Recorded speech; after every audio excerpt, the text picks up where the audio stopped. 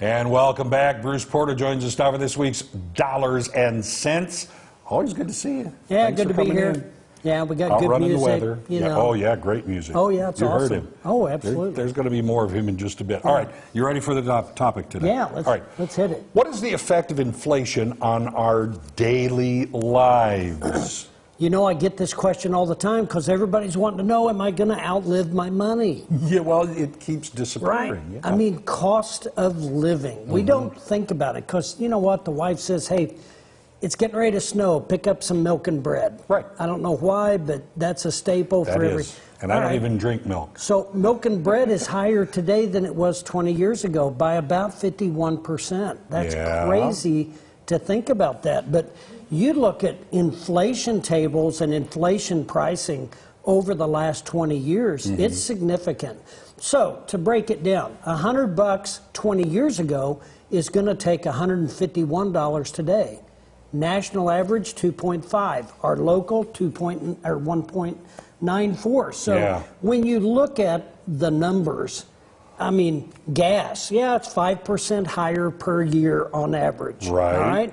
Now, but you have to figure this with your, the money you're earning. That also goes up. Yeah. When you look at wages, wages went up at about a 2.4% annual increase. Okay. But national average inflation was 2.55. So wages aren't quite keeping up with the cost of living, right? So when you look at Girl Scout cookies, right? $2 20 years ago, $5 today. But that's a huge increase. Disney, you know. Oh, yeah. 11% per year increase in a Disney ticket for an adult. So you have to take out a loan to go to Disney. And if you've been to Disney, it's packed. Yes, it is. Right? Yes, but people do. They borrow money to take their kids there. Well, then how does this, figure into trying to beat this kind of inflation when we're saving for the future, when we're saving for retirement? That's why it's important to budget. That's why it's important to know where every penny of your money goes. If you're spending too much money on coffee, if you're spending too much money on candy, if you're spending too much money going out to eat, it's because you're letting that affect your wages.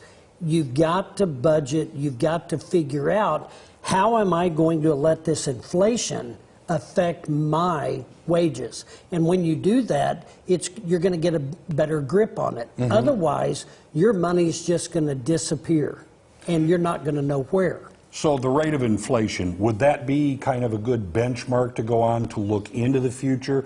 Consider it, all right, I'm going to figure in for 2.55% every year. Yeah, I mean, if you look at that, you can go back several years. Inflation numbers change every year. They might even be a negative number, right? Yeah. So, inflation's going to change every year. But if you just plan on, if I've got 20 years before I'm going to retire, pretty much kind of a standard, everything's going to be about 50% higher then than it is now. Right. So when you're trying to calculate your wages of retirement versus your cost of living in retirement, it's why you don't want to carry a bunch of debt into retirement. It's why you want to have a game plan. And the cheapest inflation numbers that I looked at out of a variety was the cost of raising a kid to 18. It's only increased 2% per year.